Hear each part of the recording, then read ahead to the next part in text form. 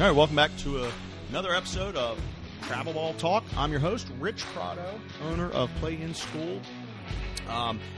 Heading down today to visit with Brett Carroll from BCA. BCA, we're talking travel ball and we're talking post grad.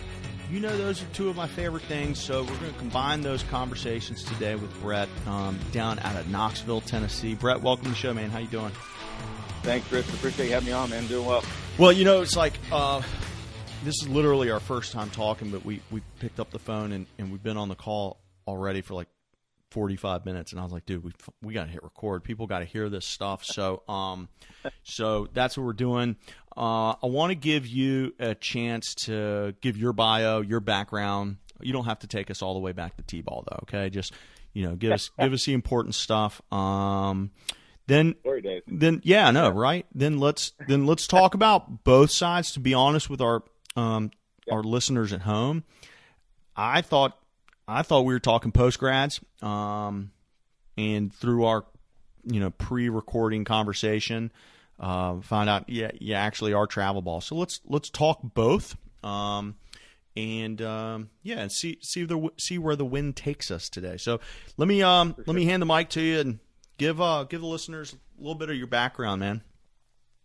Yeah, absolutely. I was born and raised in Knoxville, Tennessee. Been a Southern guy my whole life. I, enjoyed multiple sports like probably every kid, whatever was in season. I loved to play. But as I kind of started my passion and my skill set and desires started to kind of gravitate towards baseball. I mean, I remember as a kid watching the Atlanta Braves from like I said, Knoxville, Atlanta was our closest major league team. And I remember spending days watching those games, watching the Cubs on WGN, listening to Harry Carey, and then catching a Braves game at night and playing in between. And I remember I told my dad one day, I was like, I want to play for the Atlanta Braves. And that was kind of a very beginning infant stage dream I can remember, but transitioning through high school really when it started to become kind of honing in on that more. Played rec ball up till 12 years old. Then we dabbled in some local travel, and then a little bit more as that progression went on. But my senior year, I chose not to play basketball, just focused on baseball that fall. And that's kind of when I had a close family friend, Mickey Dearstone, who really forever grateful for, that he made a phone call to Jim McGuire, who's at MTSU. And, as we were talking earlier, I went to the Best of Virginia showcase camp that was, I don't think they do them like that anymore, where it was a week long where you're spending with college coaches at the Fort Union Military Institute. And that for me is when the light bulb started to click. You spend a full week with college coaches. You learn stuff, mental stuff, and you played a game in the afternoon. And I mean, it's just baseball all week. And yeah. Sidebar there for our listeners who everybody's so familiar with our current state of like showcases and tournaments. Best in Virginia was so far ahead of its time. And I'm 4 years. What would we decide? I'm 4 years older than you, I think. And I also attended Best in Virginia. And this was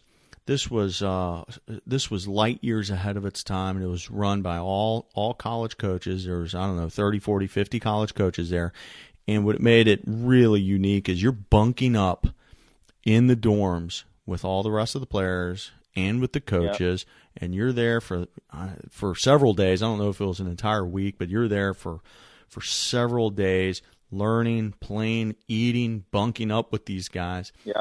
And you talked about how it was kind of transformational in your career, and I can point to one play that I think it was transformational for my career as well. So it's not around anymore, but man, ahead of its time and one of the best events ever.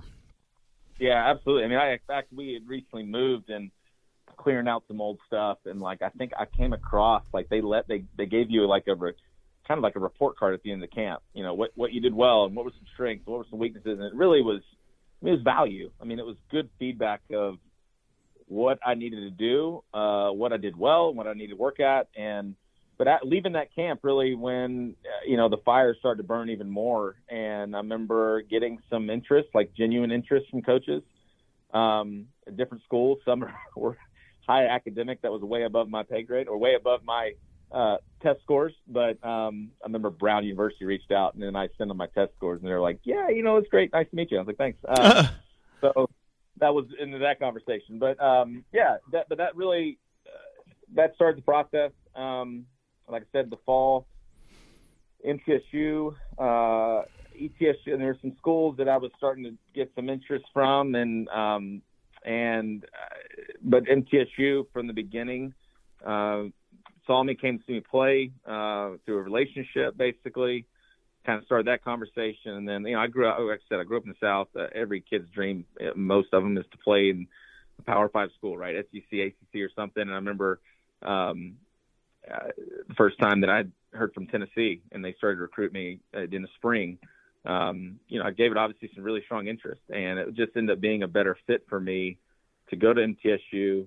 I kind of had a realization of where I kind of was at the time as a player. Like I said, I definitely had the distant goal of trying to get to professional baseball, and then hopefully Lord willing one day the big leagues. And it was a great fit for me and the coaching staff.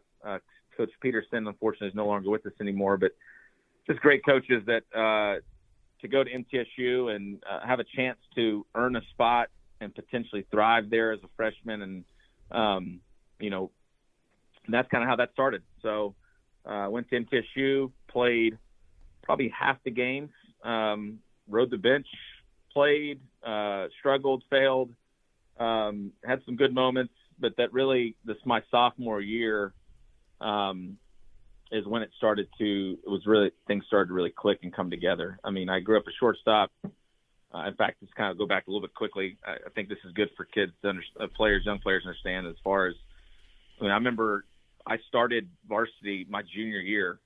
Played JV. Like I said, I was playing basketball too, but I started JV my first couple of years. I got called up to the district tournament at the end of my sophomore year, and then played starting left field in my junior year, and then went back to shortstop my senior year. And then go to college, and I played third base. So they immediately moved me to third base. So it wasn't just learning those different positions. Of course, I played shortstop most of my whole life, but then just learning those different positions has really helped me in my journey in baseball. So I felt we constantly are telling our kids, like, we want to move them around. We want them to experience different angles, different places, different positions. That way as their body changes, it's just a whole different slew of ingredients that start to evolve that you don't know fully where you're going to be. So, so that was MTSU. Sophomore year, things come together, really have a really good season. I remember meeting with Coach Peterson and Coach McGuire at the end of that season, and them sitting me down and kind of like an exit meeting. And I'll never forget this. He said, well, they're starting to call. And I thought, who? Like, who? Family, friends? Like, who? Like, what do you mean they're calling? Did I do something wrong? And there were no professional teams. I was like, really? And I remember that kind of sitting in my gut, and I was like, holy cow, like, this can start to become a reality. Like, I could. And so that was the next phase, right? I mean, that was the next fire to be like, all right, let's go. And went off and played summer ball that year, and then came back and went, junior year, went through that. I actually kind of went through a really setback in the fall. I ended up hurting my back that summer. And so I thought, man, I don't know. I literally remember the doctor saying there's a 20% chance this will really heal back the way it needs to. And so I thought, oh, well, I wasn't sure. I remember I had I fractured my L2 and I think it's my L2. And I really thought maybe it was going to, my career could be over, my college career. And by the grace of God, I was able to heal up, went through a whole bunch, all fall, I basically spent in the training room, and then came out my sophomore spring ready to go, and had a pretty solid season, and got drafted by the Florida Marlins at the time. So that started my pro career. I know it's probably long-winded, but that's all right, man. Man, I think there's some good lessons in there. This is a guy that didn't play varsity until basically junior year. He's playing all the sports, but not excelling in baseball by any means. I mean, a lot of folks that played in the big leagues probably A lot of guys that are recruited by the SEC probably play varsity as a freshman. Sure. You didn't. You get hurt and you're moved around, and people are still calling. The idea of not going to the SEC school that's in your backyard to go to a smaller school must have been a tough, or at least interesting, family conversation. Can you kind of like drill down on that for me for a second? Yeah, absolutely. Yeah, I mean, I was thankful that my parents, my mom and my stepfather and my dad, I mean, people who were involved in that process certainly weren't trying to force me in certain areas, but it was good that I was getting good information and good guidance and good, honest conversation. And I remember a big part of that was I remember getting ready to take my visit to Tennessee. And again, I knew kind of where I was at. I knew that I had some ability, but I was still raw in some areas, and I needed more development. And when I was about to take my visit, I'm having some conversations. And again, you're at a high SEC school like Tennessee, and that was Rod DeMonico's years, and Larry Simcock. I mean, they had some really good years in there. And I remember looking in the paper the next day after we had some conversations about infield and how many they're bringing in, and Nomar Garcia-Parra's brother, junior college All-American, was coming in at shortstop, and another guy in the Tri-Cities area. By the way, Michael's been on the podcast, by the way. Well, it's funny. Michael and I played in the Arizona Fall League together, so it's kind of funny. I was like, hey, you don't know this, but you going to Tennessee, I think, helped change the trajectory of my career. Unbelievable. As a lighthearted thing, but it's funny because it's, baseball is a big fraternity. And, yeah, of course. In a way. And, but when I just felt like I knew, okay, realistically, I will work my tail off. You're not going to outwork me.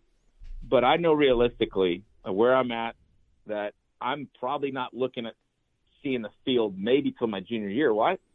I wanted to get drafted. I wanted to at some point, whether it's my junior or senior year, but I just knew I needed to play. And I don't say that like I'm entitled to play. I didn't say that at all. In fact, I went to MTSU with my pride and ego at the time was like, you know what I'm going to do? I'm going to go to MTSU.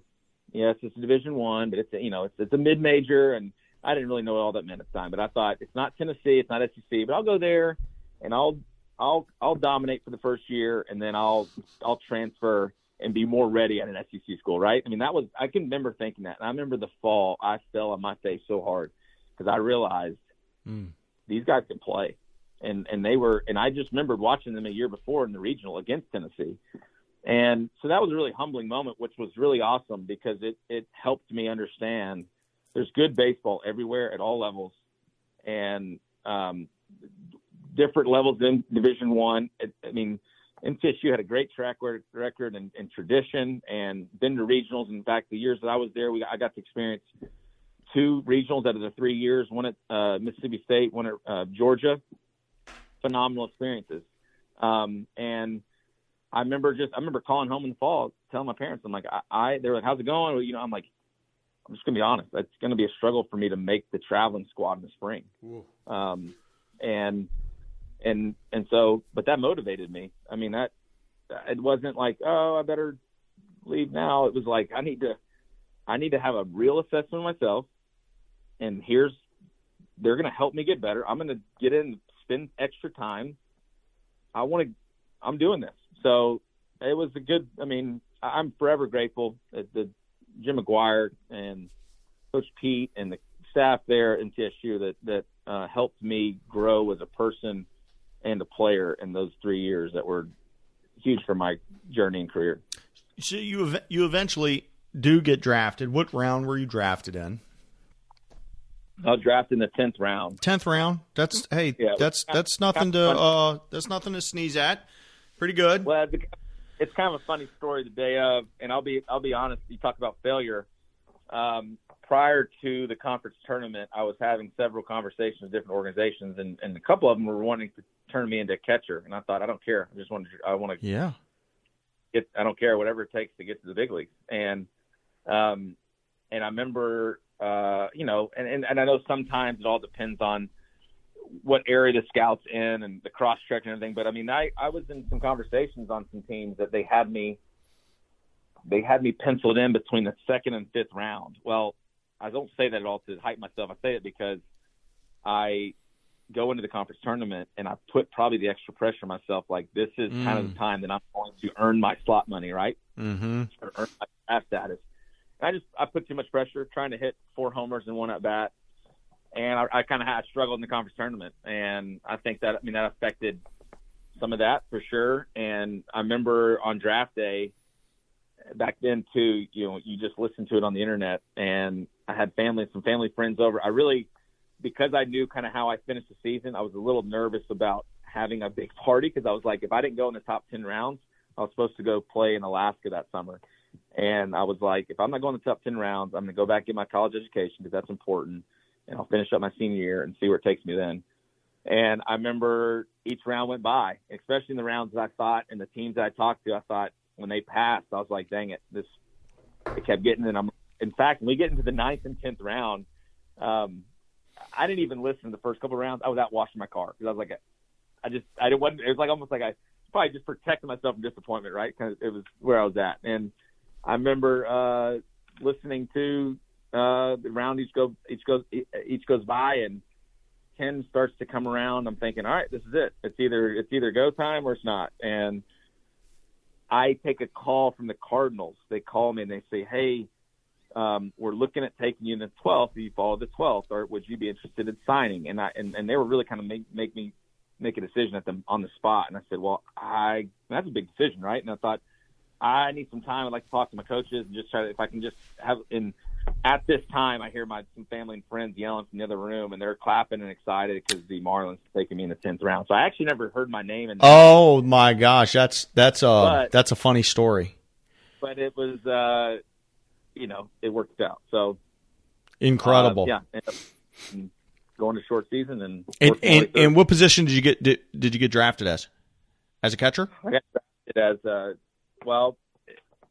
I got drafted by the Marlins at third base, but they wanted to try me at catcher. So in short season, I was spending some time catching some bullpens. As I was doing that, though, I was playing some outfield. I even played a little second base, which for that side of the infield was a little different for me. I was blessed with a strong arm, and so that was probably not going to be long term. But yeah, I was just wherever I could. Yeah. We had a 5th round pick out of Clemson.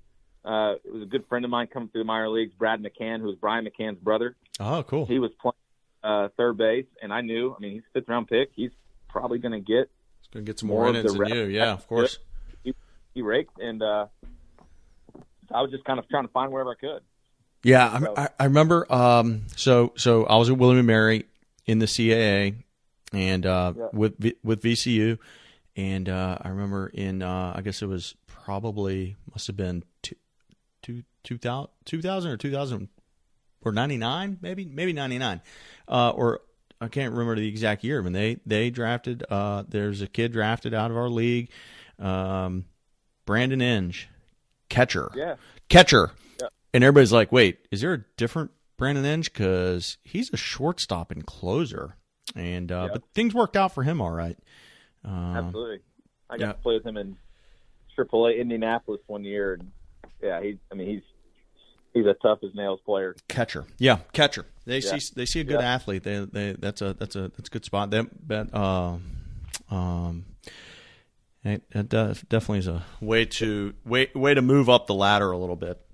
So that's why I was open to it. I knew, of course, in depth. From what I had been told and what I've seen, I was like, that's a great avenue to get to pro ball, hopefully get to the big leagues. And I was all game. I think I started to thrive a little bit more in the outfield, and I didn't have a problem trying to put my body in front of the ball. Just as far as you're looking at, we had some guys too throwing 97 with a slider at 92 that didn't know where it was going, and so I'm wearing it off the forearms. I'm trying to block it like a hockey goalie. I don't really understand it. Yeah, one of our catchers that was drafted in the 2nd round from Long Beach, he's teaching me. It was short lived, but I'm thankful I moved out to the outfield. Yeah, I didn't have to catch guys quite like that, but when you are a freshman infielder back in the day, you were probably a bullpen catcher when you weren't taking your reps, either hitting or taking ground balls. You're going to be sent down to the bullpen. And that was an absolute circus. And so I always said the best way to stop catching bullpens is to get in the lineup. So that was like getting in the lineup was cool. Not catching bullpens was even better. That was frightening for me. So I don't want to belittle your long time pro career. I think I read that you played pro ball about a decade. Is that pretty accurate? Yeah, I was drafted in 2004. My last season, I mean, it ended up being 11 seasons. My last year was 2014. So, yeah. And also read you made it up to the big leagues. A cup of coffee or extended. Tell me about Yeah, I was drafted. Like I said, I was drafted in 2004. Ended up getting called up in 2007, which I was not necessarily a fast track guy. Just some doors opened, and obviously it was pretty surreal just in 3 years making my debut. And from 2007 to really 2012, I mean, I'd been up and down 13 times. I mean, I a total parts of 6 seasons, but it was really total service time around 2.5 years. So wow. I was a fourth outfielder. Come off the bench, pinch hit, defense. I would get some spot starts off some lefties. But I've played big league time with the Marlins. It used to be Florida Marlins at the time. And then I made the opening day with the Nationals and then was up and down with them a lot that year. I actually got designated. Rick Ankiel came off the DL. Remember Rick Ankiel? And I went down to AAA and stayed there the rest of the year. And then the following season, I went a year ahead. 2011, I got called up with the Brewers. But spent most of my time in the big leagues with the Marlins. Gotcha. Did you ever run across? We had a podcast guest just a few weeks ago, Seth McClung. I believe he was with the Brewers. Yeah, I know Seth. We played. I believe we were with the Brewers together. He was. I mean, again, I was only there for about a month. Okay. Big Red, they call him, out of West Virginia. Who might have a more interesting draft story than you. But I'll let Gus go listen to that episode to hear his story. It's pretty funny.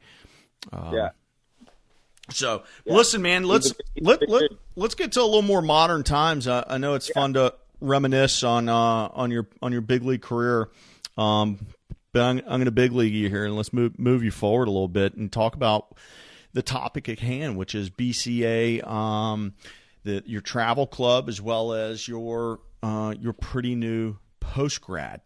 Let's start with the travel club because you started that first. And if I did, I think that's about 5 or 6 years old. What year did you start that? It's 2016. 2016 is when it first started. 2016. Talk to us like what was your sort of thought process? Like what was the motivation to even start that thing up? Like where were you and what were you doing to just prior to that? Yeah, that's a great question. So 2014, I could tell my career was starting to, I'd like to say I retired, but basically just stopped offers. Yes. So that's really the true story.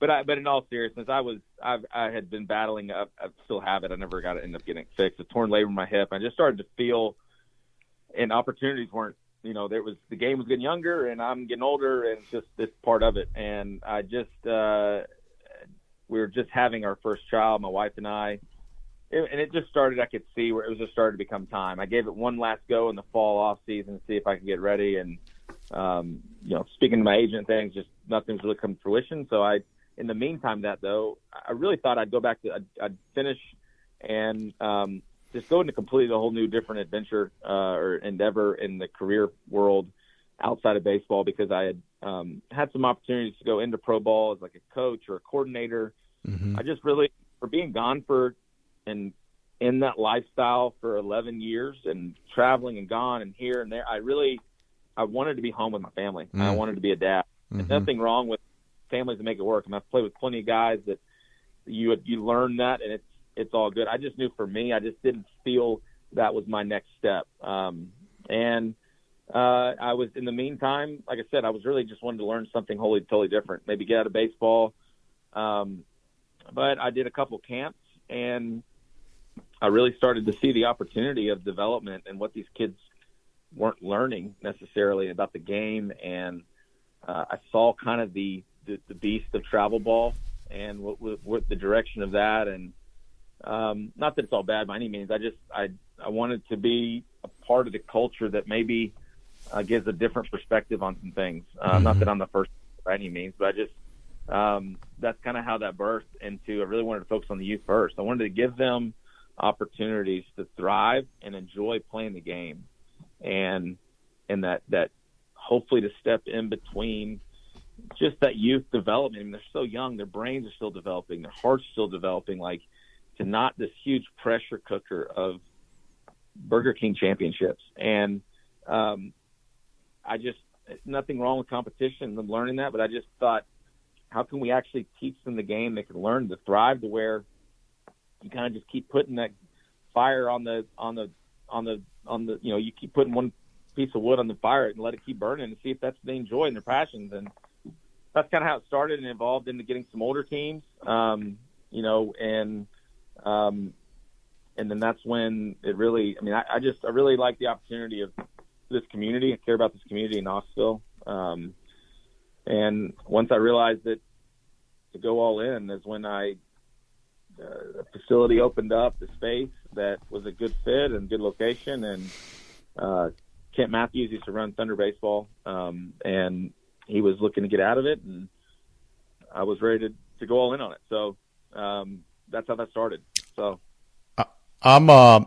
so before we move on, I got to ask, had you not got sucked back into baseball, which, man, doesn't it always happen that way? You think you think you're about to escape, and you get sucked back in. So if you hadn't gotten sucked back into the baseball world, did you have something else already in mind? I didn't at all. Nothing. Okay. All right. Well, in general, like I really didn't. I've talked to my wife about this. I was like, I don't know. Maybe I can go to sales. She was like, but did you really enjoy that? I don't know. I don't know. Of course. Okay. All right. I didn't know if you were going to say you're going to go into real estate or something like that. Yeah. All right. So let's keep talking. So I'm on the Twitter page here, looking at the BC Athletics, which is the travel organization, and in the banner image, there's a photo inside a facility. And I'm assuming that's y'all's facility? Yeah, that's it. So the first thing I love about this is there's no poles. There's no poles in the middle. No, we just added new netting and everything. Everything's retractable. Man, that's so good, because this is a pretty wide open space, and in a space that spans that sort of opening, it feels like just on this single photo, it's probably very similar to a lot of the facilities I've been in that are usually like an industrial type of park, and it never fails. It has a pole right in the wrong spot. But this looks good, man. This looks good. What's the it's just like, for those y'all who are listening on the radio, which is everybody, but you could go over to twitter.com/BC_athletics and see what I'm looking at. It's a big ass open area. It's just an open turf area. What are the dimensions of this usable space here? Yeah, it's about the actual surface of the cages and the turf and mounds and everything is about 12,000 square feet, maybe 12,500. And then we've also got an additional weight room that you can't see in this picture when you first come in to the right. That's probably about close to 750,000 square feet, maybe. So, and just a big open rectangle. You can do anything. You can hit. You can put the cages down. You can open the cages and take grounders. You can open the cages and put your mounds down. I'm looking now. Eventually get to. It's obviously been a process, but I'm always going to come from the player side. Like, I love hitting in bigger cages. Sure. I want to hit ball flight. I want to see what that instant feedback of is from an external cue that's going to expedite development, right? I mean, and so that's been a game changer for us this year. We really just got it done towards the end of the summer, and so I'm trying to count. Yeah. It looks like maybe 7-8 cages wide, or did I overshoot? No, you're right. Yeah, exactly right. You've got you can pull back. You can pull back to 7 cages. Mm-hmm. Well, all of them obviously are long because now we've got dividers in them. But we've got 5 dividers.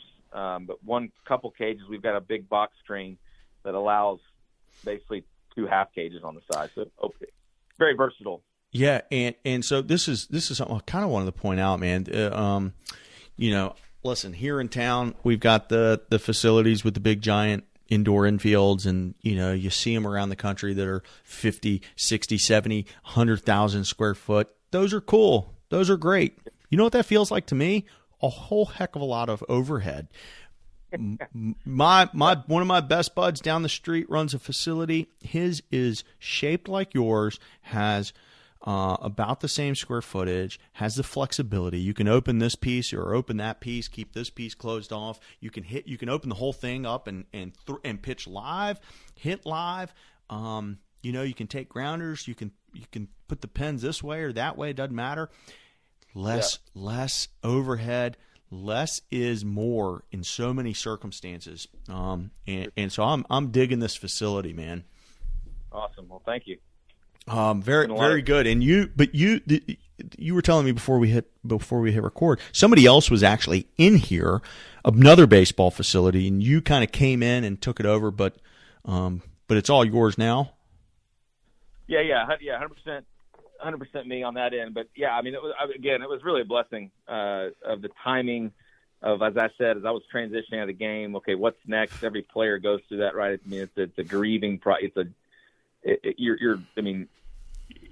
do I do now, right? I've done this for so many years. I'm used to spring training and then to the fall, and I'm training and I'm getting ready. I mean, like that whole routine, right? Now, obviously, for a lot of those years I was by myself, but now I've got a family involved, and so okay, now life looks different. What they've got obviously a say in this, and my wife, and then so that's kind of I never would have told you I'm going to own a facility. I told you no. Now I think some people who have spoken into my life have said that I would be involved in coaching. I feel like that kind of comes natural to me. But I think you probably experienced when you got them playing, right? There was a part of me that's like I was completely grateful for baseball. All the experiences. Unbelievable. But, the way it kind of ended would not have been on my terms. And so there's the part where you're kind of like frustrated, right? So you're kind of like, I want to get away from it. And, but God called me back into it. And that's where it's been so far. And we love working with the youth and helping them. It's really fun to see them achieve and work through the failure side of everything. And just deal with families. I can tell you this sincerely, that when I first opened it, I was like, I want every family or kid to be able to come in this building and feel like they're cared for in one capacity or another. And, so the investment into people, at times it's hard, right? You invest and then they make different, for whatever reasons on both sides. There's fits, tryouts that. Yeah, of course. That's the hard part of it. That's the brutal part of it. Yeah. It's reality. So. Anyway. I tell you, I think you hit on something that's that I think is really important to reiterate as often as possible, especially for the kids who are coming through now. Like, playing days come to an end, and when it's something that just takes up so much of your, of you, right, of your time, of your identity, of your efforts. That, like, man, you better be able to, when it's done, you're going to have a hole in you, and you better be able to fill that hole. Something's going to fill it, right? Like, it's just going to backfill, and you hope that you got to work on filling it with something positive. I mean, that's a reality. It's like you've seen people that when their playing days ends, it's like they become a train wreck, and so you got to find something, man, because. It's like your competitive juices are probably still going to be going, and you're going to seek out that camaraderie of a team and that competition and so on and so forth. So you better be on the lookout, whether it's golf or cornhole or driving motorcycles or coaching baseball. I mean, I get to hang in the baseball world, so it's like I still keep my foot in that world. But I since I stopped playing, I started whitewater kayaking. So that's where I sort of like fill that competition void. Is like it's not like me against another team. It's like me against trying to stay alive on this treacherous whitewater. But it's like I'm telling the kids, hey, it's coming. Like it ends for everybody. Eventually you will either retire or get retired. You better be, and you better find something to do. And hopefully it's fulfilling and hopefully it's positive to your community. So that's exactly right. I mean, I remember someone telling me, a mentor of mine said, well, I would encourage you to kind of grieve that loss now that you're done playing. And I was like, grieve the loss? What do you mean? Like, no one's died. Like, when you start to think about it, you're like, is a death of a career? Like you said, there's identity wrapped up in that. There's, I mean, and that sounds dramatic, right? But it really is when you start to realize and allow yourself to feel it, you're like, oh, yeah. And then not only to be grateful for it, and also then, okay, what's next? And I really believe I was allowed to experience years of professional baseball, whether I got to big leagues or not, whether you play college, but all that's awesome. Like, it doesn't matter. But, like, Team USA has allowed me to then help this area, and that's and the guys around me and have been unbelievable. And that's what it's been about. So I think that's where the trajectory continues upward, right, versus just kind of being like, shoot, what do I do now? I got nothing. And a bored man is not good, So. For sure. Yeah. Well, listen, I want to skip ahead. Not to slight the BCA travel guys. Most of our calls are on that, and we'll probably come back to that in some future questions. But I am for people who listen to each show. I am really excited about not only the academies that are popping up around the country, but right now I think the post grad thing is amazing for so many reasons. So I want to give you a chance to talk about your post-grad program. Last year, I believe you said, was your first season on the field. So what I want to know is, let's go back to the year before that and talk about how did you decide to get into this space? And I'm kind of guessing, did it have anything to do with COVID? Maybe. It did-ish. I say that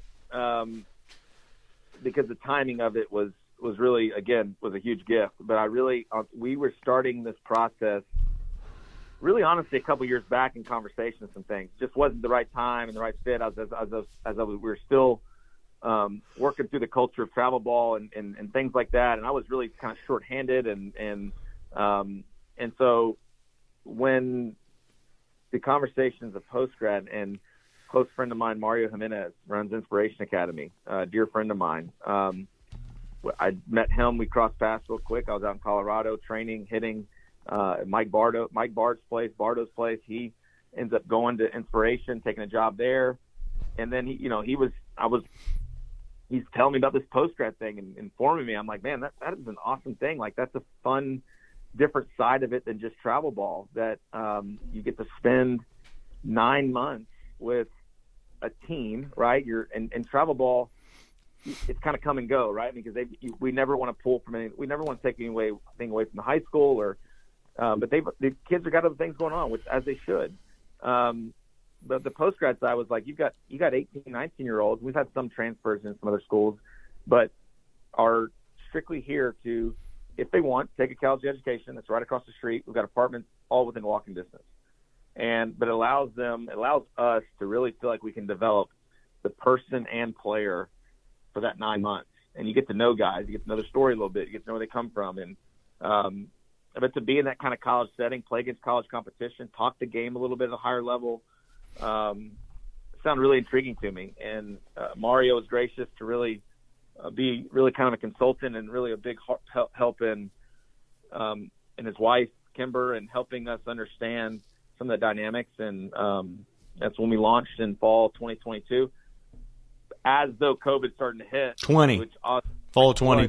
Fall of 2020. Yeah, fall of 20, yeah, we're 2020 up.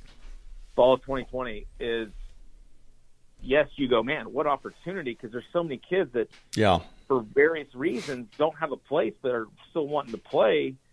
But then you're also like, well, it's not as easy as you think, right? I mean, you're in a dynamic now where the rosters are thinner, they're thicker, but opportunity thinner.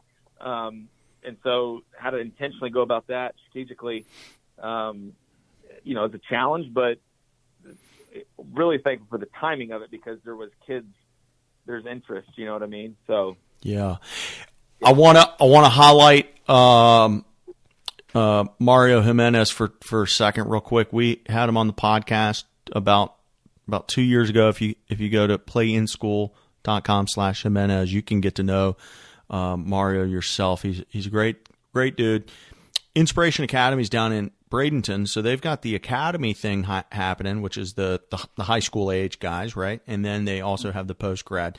So if you go listen to his episode, you'll get sort of the inside track on everything going on in his space. And Inspiration is also one of our partners on our recruiting platform. So if you go to playinschool.com/inspiration, you will see those guys.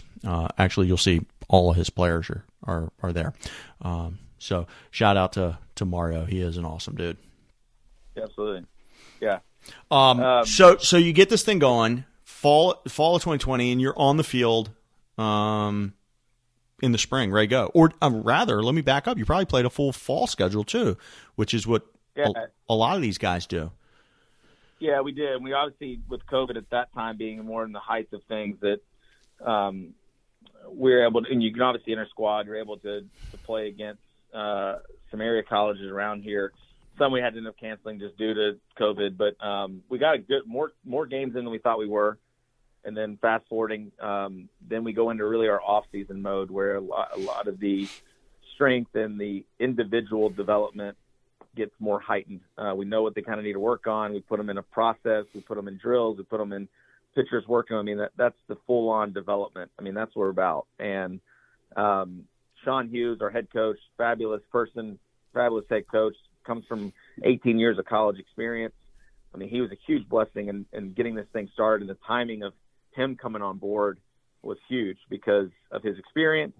He's really a Swiss Army knife. He's been a strength coach with the Dodgers before in AAA. I mean, he coached college baseball in Texas, and so he really helped come alongside me in really strong ways that have helped our first year be as successful as it was. So it really was fun to watch. We had a scout day that fall, and that was really fun to see the first thing where some guys really started to come together. And then we had some guys not really peak until that spring. But, at the end of it, we started with about 29 guys. And by the time the spring rolled out and ended, we had a few drop off that just said, honestly, hey, this was a great experience got to play almost like my senior year. But you know what? I'm done. I'm at peace with that. And we're like, okay, well, that's great. That means this experience helped maybe close some doors. And we end up having, though, by the end of the season actually was, 25 guys. We end up having 19 continue going on to play at the next level at different places. The other remainings actually had an opportunity or so. One of them went into the Navy, not to play, but so, I mean, we're grateful for each and every one of those kids that really first year, making a success in those eyes, if you will. And so we're heading into year 2 right now. You'll be I'm sure your season starts here within just literally a few weeks at this point. Did you doing anything different this year than you did the first year? Any lessons learned? Yeah, I think, because you don't really fully know what to expect your first year, right? I mean, you're dealing, kids are coming from all different backgrounds, different walks of life, and they're, the guys who are out of state, and we've got kids from all over. they're living together, they're learning how to live together. I mean, I remember that in college, like you may not think like me, or I may not have the personality like you have, or whatever, and learning how to be in it together. And I think just some of the, the character development is an important piece, because we can't guarantee whether they're going to continue playing. We're going to give everything we got. And I believe our resource experience in that, we can teach baseball. We can help them understand a plan to be successful, from all across the board, nutrition, I mean, all of that. But there's a big component that where we really want them leaving here with a good grasp on what it looks like to walk into manhood, right? I mean, because they're young men. I mean, they are on their own, and we treat them like that. Like, hey, we want you guys to be able to think on your own, make decisions. We're going to help you along the way, but so just probably getting rid of some distractions, that just expediting a little bit more of those, I'm going to say like disciplinary issues, but just helping them understand, like, hey, here's the standard we got. Here's the things that are only going to take away from you or why you came here, right? And so, but I think we've all kind of alternated a little bit sometimes of our programming. Each kid's a little different, but being able to give them the tools to be successful is every bit of our goal for them on the playing side. I think, there's a lot to like about the post-grad idea. One of the things that just seems so obvious is when you're talking about the physicality of the college baseball game in today's era compared to when you and I played. It just, you see, let's say a kid graduates a little bit early, he's 17 and a half.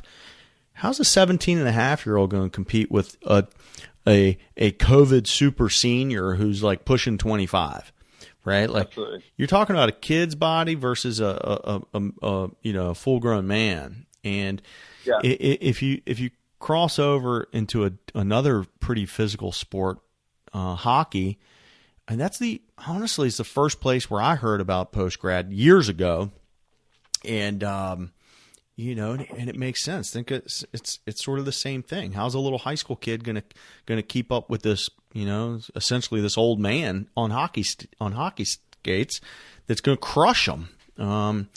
It's a size and strength and speed thing, but sometimes it's also just like lessons learned. So I think this thing's here to stay. I really do, and I love the concept. One question is, I wonder if some kids will do it for – I could almost see some kids post-grad for multiple years, which is already happening in hockey, where it's 2 years of post-grad before they go to college.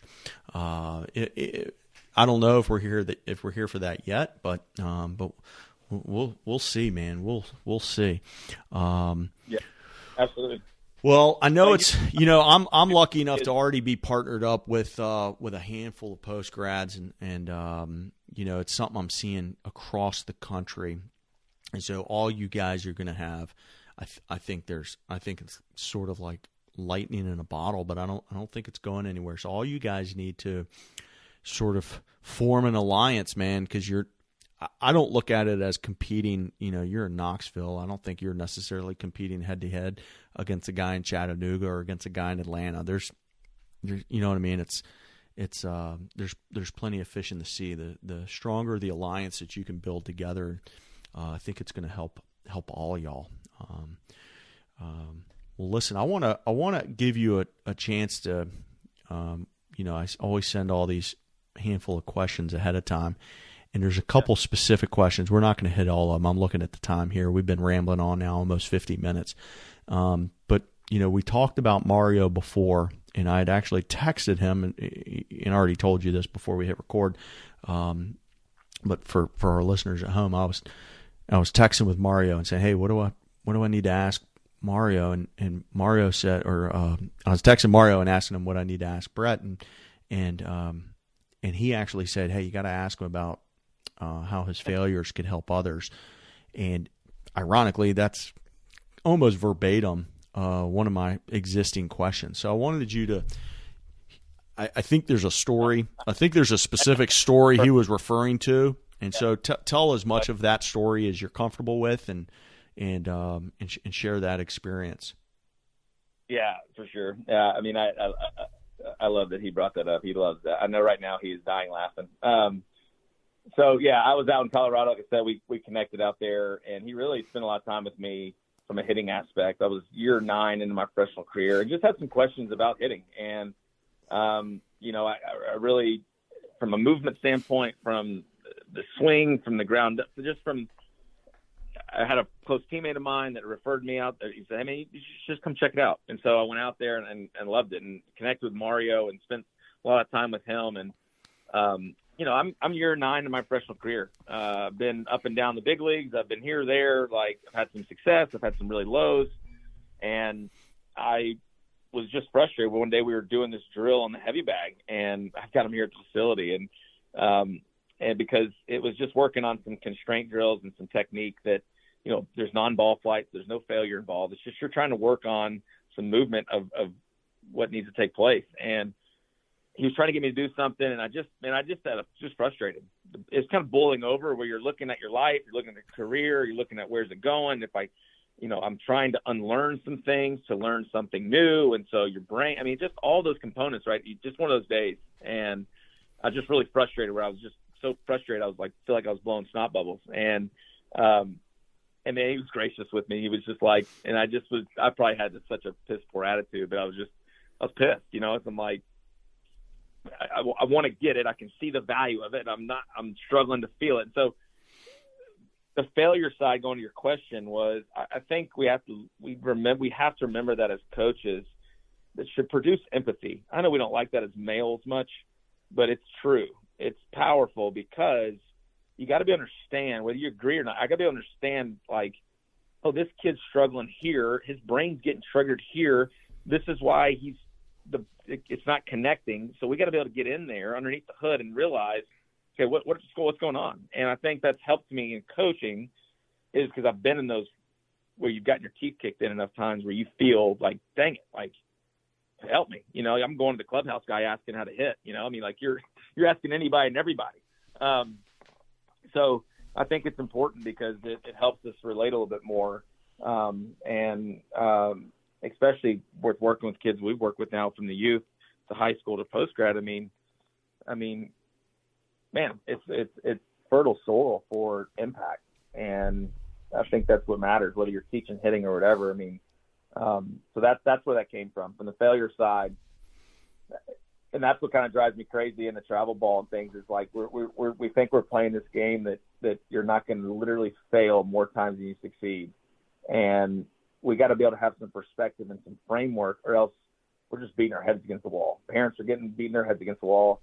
And I think that matters. And I think coaches can get frustrated when, I'm not saying you excuse, like, if a kid's not doing what he needs to be doing, or not giving effort, or not working on what he needs to work on, but just, you may have a kid that you teach something, they get it, right? Maybe their mentally capacity is different. And then you got a kid that's like, it's not connecting. So being able to go, hey, what do you feel? What do you see here? What do you and be able to have that dialogue, I think helps their process from a development standpoint. That's awesome. I think for me, one of the things, and there's a lot of lessons in there, but one of the things that really sticks out, if there's a kid or a parent who's still listening to this at this point, is thinking about a guy who's a professional hitter who's getting paid a lot of money, quite frankly, to hit. Yeah. Who's going, gosh, I need to learn how to hit. Like, yeah, like the you know, that's there's a lesson in there. And and it's not just about hitters. It's about whatever we do. Like, even if we think we're probably pretty good at it and probably getting paid for it, maybe we can learn a better way, or maybe a more efficient way. That's putting it. You know, and there's I think there's a lot of people who say they like to learn stuff, who maybe they actually just like saying that they like to learn stuff instead of actually learning stuff. Right. So anyway, yeah, that's a big time. That's hey, you guys got to check your ego at the door if you're saying, hey, I'm a professional hitter and I'm asking the clubhouse guy how to hit. Absolutely. I mean, just because you either need someone to affirm something or something, right? Approval. I mean, you're looking, and that was eye opening to me when I got to the big leagues. I mean, my rookie year, I was Miguel Cabrera's on the team, and I watched. I mean, it's unbelievable history is. Like, I watched him struggle. I watched him be down there underneath on the cages, frustrated working with something. His days was smaller, obviously, but like, they're human. It's human. Like, you're gonna stink. I mean, that goes back to what I was saying about the heavy bag was just Mario was gracious to kind of let me work through that process. And because I'd never been to drug rehab, but there was a part where I felt like I was trying to rehabilitate some things that I needed to, and that's a hard process, right? It's not easy. So that may be a little more dramatic, but I think it was trying to really, and you got some frustrating days. Those hard days are good. Yeah. So I want to, do you have a few more minutes? Yeah. All right. Yeah. This has just been fun. And for anybody who's still listening, Brett and I actually talked for like 45 minutes before hitting record. We've already been on this call 55 minutes. So I think I found my new BFF here. Listen, I want to ask you one more question. This is a question, that usually allows coaches to sort of go on in a million different directions. So I'm gonna ask you, what if I gave you the magic wand here, what one change could be made to travel ball or post grad for that matter that would have the biggest positive impact? Oh man. I'm not trying to sound like a saint here. I think just some more honesty and integrity behind what we're doing and why we're doing it. Mm-hmm. I think that's a big part, right? There's nothing wrong with being successful. There's nothing wrong with making a living for your family, providing for your family, just in an ethical, honest, integrity way that's providing value for people. Mm-hmm. And not just the flash in the pan type stuff, because money's at the end of it. I mean, I never got into this chasing the dollars. I mean, I didn't do it. I want it to be successful because obviously there's people involved. Like, we want to, and I'm, by the grace of God, I've never gone to bed being like, I'm not trying to throw any bullets here, but I think that's where, because I could get concerned. It's not a very popular message, but when kids are falling more in love with the quick dopamine that gets released from a tweet, mm-hmm. that's valuable, right? That it matters, because I mean, there's all parts of the recruiting process if you want to play college baseball. But really, those questions with kids are: do you really want to do this? Is this a passion for you? Because sometimes I just feel like when it's telling just people what they want to hear, we try to come from a place of care, because we want our kids to be the best they can be and play at the highest level they can play at. And for families to have a great experience, and that there's bigger than just life in baseball. That's a big thing for us. That's a big vein to what we do. And it doesn't mean we don't like to compete. Doesn't mean we don't need that. Just being able to kind of be honest about where they're at, what they need, so I don't know. That's kind of a long-winded answer, but I think, especially from the youth side, I mean, Matheny's manifesto, I read that when I first started. I thought that was gold, because it was about getting, sure. You know what I mean? Like, it's just where we can get off. I mean, I'm a dad. I want my best for my kids. I want them to, but just not to where it becomes my dreams invested into them. I'm grateful that I got the experience. Well, that doesn't even, you don't have to play in the big leagues to do that, right? I mean, you can look back at your college career and be like, man, that was awesome. Like, I'm good, right? And, so I don't know. I don't know if that's kind of a vague answer, but no. You can probably spend 45 minutes on that. As a matter of fact, it actually brought up when you were talking earlier about the guys on your first roster a year ago on that post grad team. Not all of them moved on, and some people look at that like as a failure. Oh my gosh, it's terrible. Why didn't you have 100% placement? Well, listen. This college baseball thing is a weird thing in life, where you don't actually get to test drive it before you buy it, right? Like, It's a big, expensive decision that you can't test drive. Like I've been in hundreds of homes. So how do I know what kind of home I want to shop in? Because I kind of have an idea. I've been in a million, right? Like cars, right? Like I see them every single day. I can jump in them. I can test drive them. You can't do that with college baseball. And so the idea that some parent who's got a kid who's on the fence, who isn't sure, or maybe they're not sure, like, hey, let's send them over to Brett for a year, and he can do this thing, get bigger, faster, stronger. Listen, if you don't like the day-to-day rigor of a post-grad, well, I can promise you're not going to like the day-to-day rigor of college baseball plus a full-time academic load. Like, it's just, you're just not going to like that. So, man, it's actually, I hadn't thought of that until now, but that might be potentially one of the better benefits of the post-grad thing is like, it's like a test year. It's like, hey, let's see if you actually like this thing. Yeah, you're exactly right. Sean and I say it all the time. I mean, like, if you just kind of like baseball, then it isn't the fit for you. And neither is college baseball. College baseball is not for you if you're not just ate up with it. Yeah, exactly.